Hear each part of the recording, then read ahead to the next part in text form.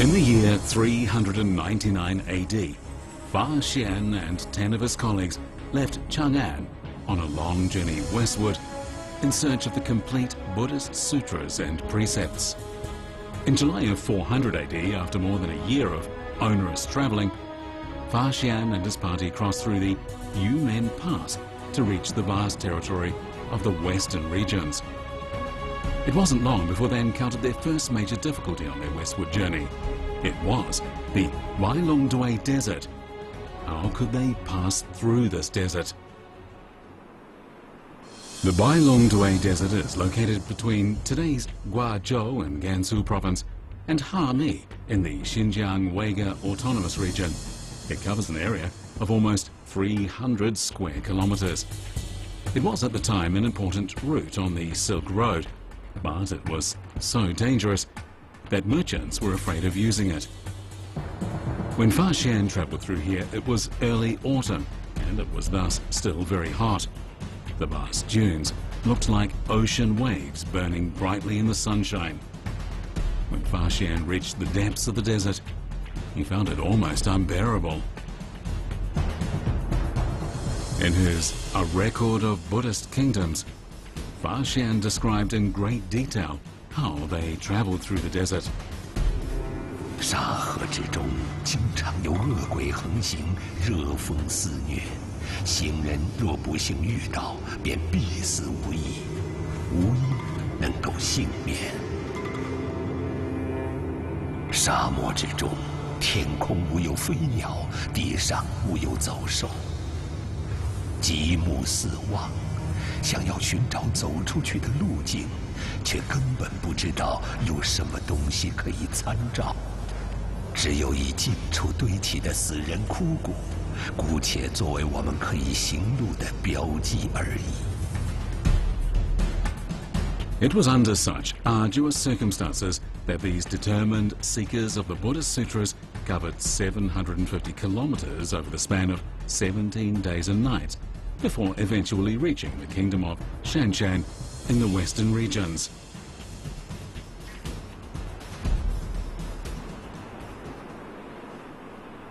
The capital city of Shanshan was located in today's Lop Nur in Xinjiang. The country is more popularly known as Lowland. Lowland was an important country on the Silk Road and had greatly prospered from it. The country vanished beneath the sand after being embroiled in war, and it remained hidden for more than 1,000 years until it was discovered by Swedish explorer Sven Hedin at the beginning of the 20th century.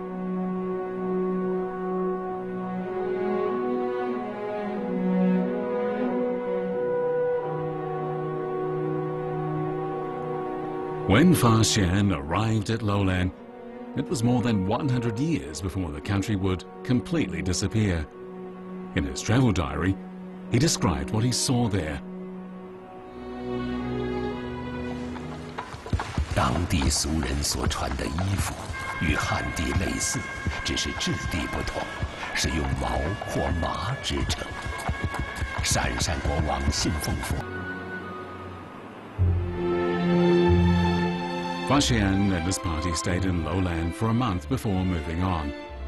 After they traveled through the kingdom of Yanyi, they crossed the Taklamakan Desert to the kingdom of Khotan, which is today's Hotan in Xinjiang province.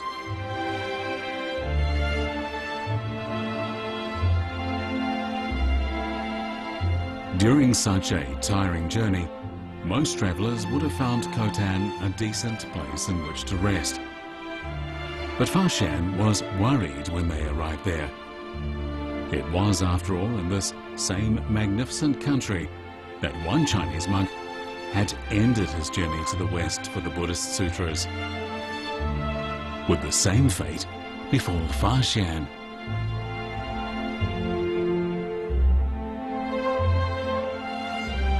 In the year 260 AD, monk Zhu Shixing arrived in Khotan on his way to India to find copies of the Buddhist sutras. Back then, Hinayana Buddhism held sway in Khotan. Zhu Shixing, however, believed in Mahayana Buddhism, and so he was arrested. He couldn't continue his westward movement, and nor could he return to his country. Eventually, he would pass away in Khotan.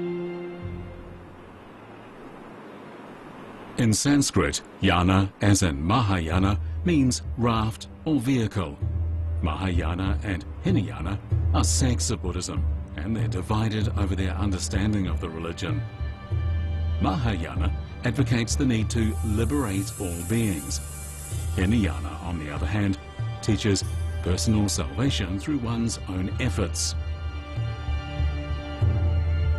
However, in A Record of Buddhist Kingdoms, Fa Xian didn't reveal his concerns. On the contrary, he depicted in great detail a country that was peaceful and prosperous.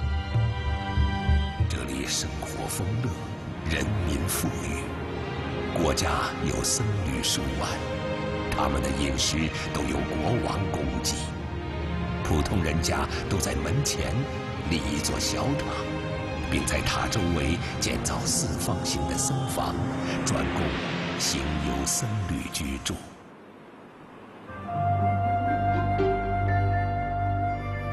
With the religious differences, would Fa Xian be able to continue his westward journey? He wasn't sure. He prayed to Lord Buddha for success, and it's perhaps thanks to the help of the Lord Buddha that Fa Xian's worries were dispelled during a grand Buddhist event.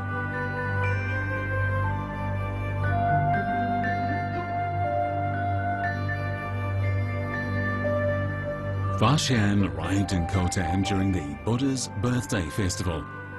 According to the custom, the 14 temples were required to jointly hold a parade in honor of the Buddha, under the direction of the king.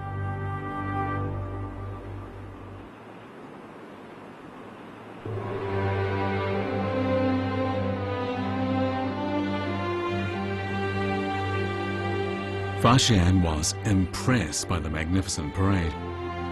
However, the best news for him at that time was that the people here didn't exploit the differences between the Mahayana and Hinayana sects of Buddhism. Moreover, Gomati Temple, a Mahayana temple, was revered ahead of the other temples.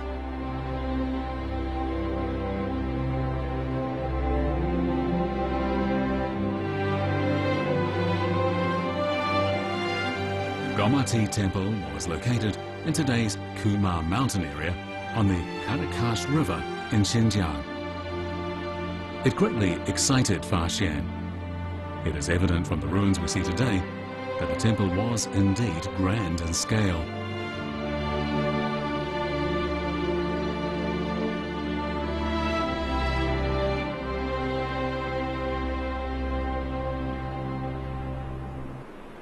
In the Gomati temple collections, Fa Xian discovered many Buddhist classics that Chang'an didn't have. But this was both exciting and confusing for him.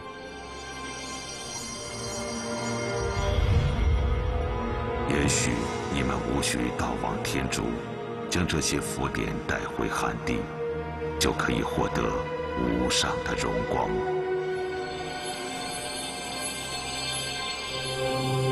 Fa Xian must have heard this, and thus known that his journey ahead would be more difficult than before. He would have also known that he might even lose his life along the way. However, beyond the mountains was the Buddhist country he yearned to visit. It seemed that nothing could stop him from pressing onward.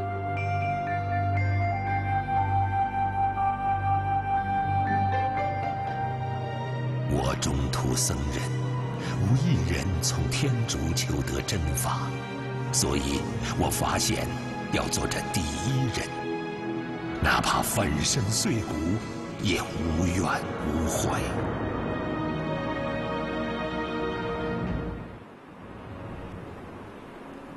In 401 AD, following a 3-month stay in Khotan, Fa Xian continued his westward journey. They traveled through the Zihe Kingdom and Yuhui Kingdom to the Jiacha Kingdom in today's Taxkogan County in Xinjiang.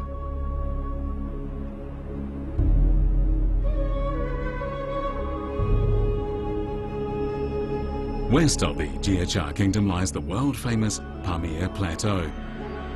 Here, the towering Kunlun Mountains join the Tian Shan Mountains to form a natural barrier. The plateau is covered by snow all year round and offers natural scenery of exceptional beauty.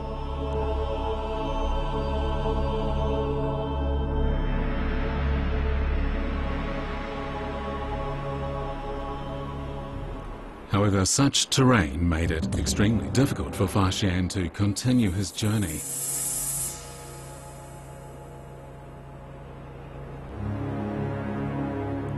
The valleys of the Pamir Plateau were a paradise for robbers and the horrible sights of killing.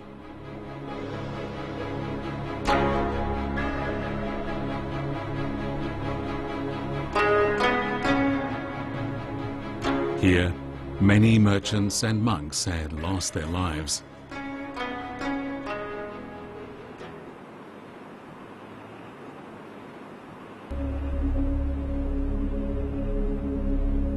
Perhaps it was because Fa Xian and his party were protected by the Lord Buddha. Or maybe it was the fact that they were too poor for bandits to even show an interest in. Whatever the case, Fa Xian and his colleagues moved on toward a snow-capped peak. But there, a massive danger lay in store for them.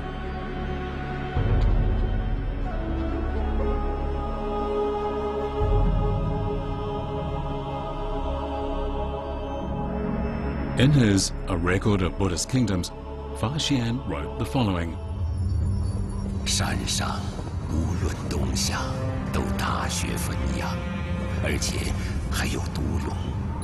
若违背了其意志，毒龙就会喷吐毒风、雨雪，飞沙离石。遇到这样的灾难，没人能够活下来。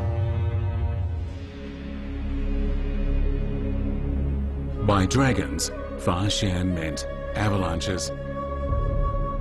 When the weather was bad on the mountains, avalanches could occur at any time. The journey ahead was very dangerous. But Fa Xian's belief spurred him westward, and following a month of perilous travel, the monks eventually made it across the mountains. It was gratifying that none of the 11 monks lost their lives.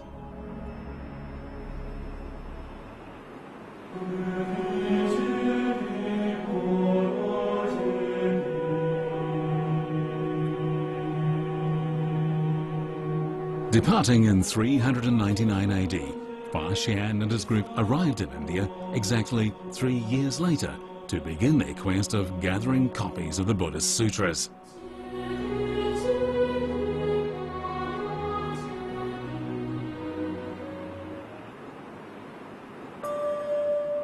In the time of Fa Xian, India consisted of more than 30 kingdoms. The first kingdom he visited after he arrived in India was Dharada, which is northwest of today's Kashmir.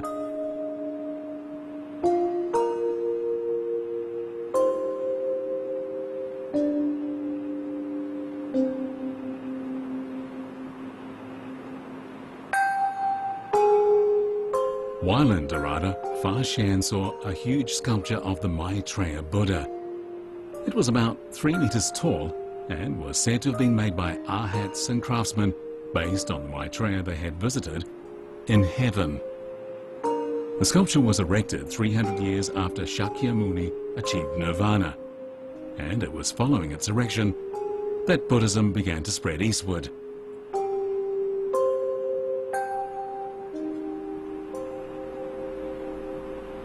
This was the first time that the statue had been visited by a monk from China.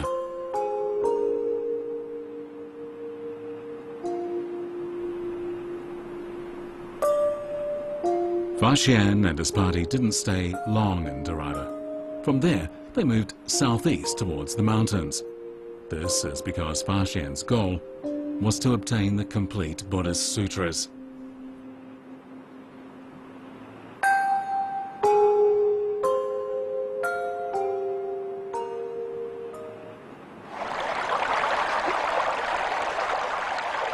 This is the Indus River.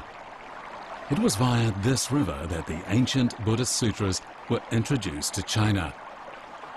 The river we see today is rather calm, but 1,600 years ago, the river that Fa Xian encountered was quite different. In his A Record of Buddhist Kingdoms, Fa Xian described the river as follows.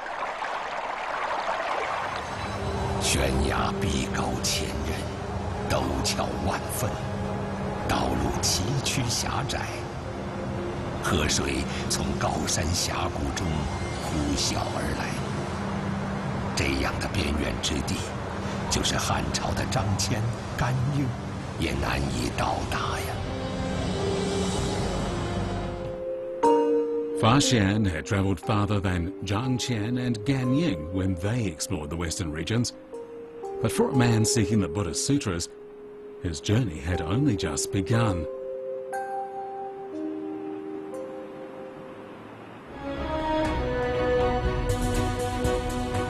Soon after they crossed the Indus River, Fa Xian and his party travelled through Odiyana and Swat in their search for the Buddhist sutras.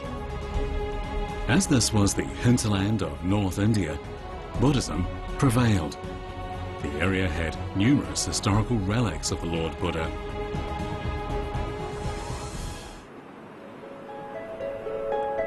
Buddhist relics in northern India are now mostly preserved in pagodas.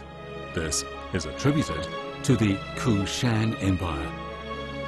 According to Chinese history books, the empire was established by the Yuzhi people in the 3rd century BC, when they were defeated by the Xiongnu people and moved to Central Asia. The Xian Empire had a direct influence on introducing Buddhism into China.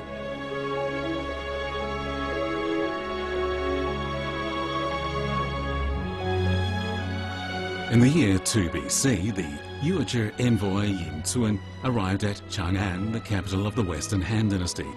There, he dictated Buddhist sutras to his disciple, Jinglu. This was the first time Buddhism was introduced to China, and it was also the beginning of Chinese reciting the sutras. In the year 1 AD, top monks from the Xian Empire transported their Buddhist sutras to Luoyang, and they began to officially spread Buddhism from there. This was a historical starting point. The capital city of the Xian Empire was Gandhara, which is now the Peshawar region of Pakistan. This small town has several ancient temple ruins, and this suggests that Buddhism once held sway here.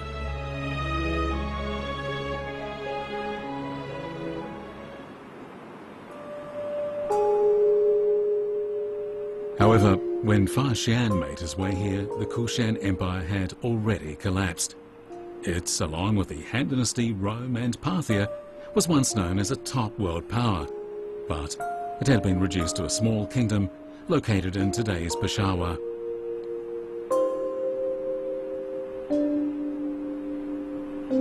Fa Xian was saddened by what he found.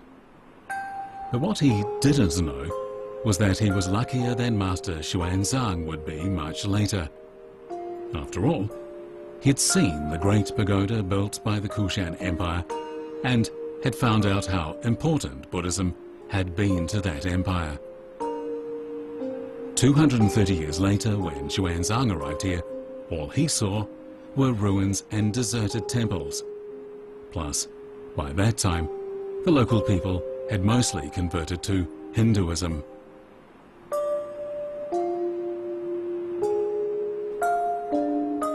Realizing that Buddhism survived in Gandhara despite the collapse of the country, Fa Xian became even more emboldened in seeking out the sutras. When Xuanzang learned of the collapse of Gandhara, he meditated on how volatile the world was. History made it possible for Fa Xian and Xuanzang to see a Gandhara that had best suited their needs.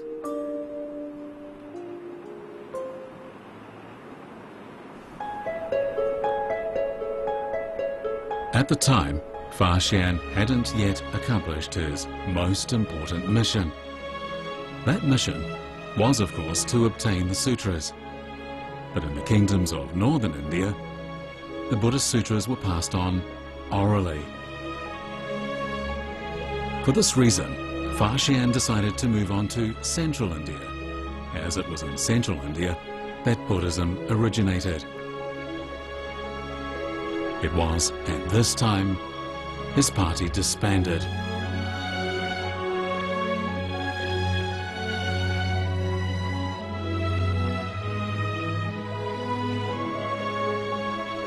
The fact was that the members of his party had 4 different purposes for their travels to India. They came here to search for the Buddhist classics, to study under the supervision of masters, to visit Buddhist holy sites, and to pay tribute to high-ranking monks. Now that they were in India, it was only natural that they split up to pursue their respective goals. Some headed back to China, while others began to search for the Buddhist sutras elsewhere. In the end, only Hui Jing and Dao Zhang chose to stay with Fa Xian. They moved farther south to collect written versions of the sutras.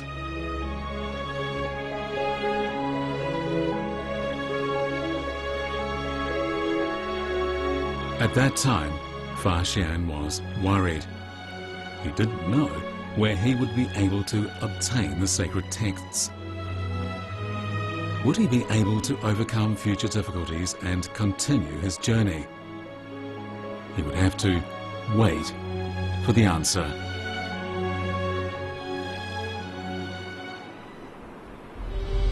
After surmounting numerous difficulties, Fa Xian eventually gained possession of the Buddhist sutras. But on his way back to China, why did he stay in Sri Lanka? And what happened to him there? Please join us for part 3 of Fa Xian's spiritual journey.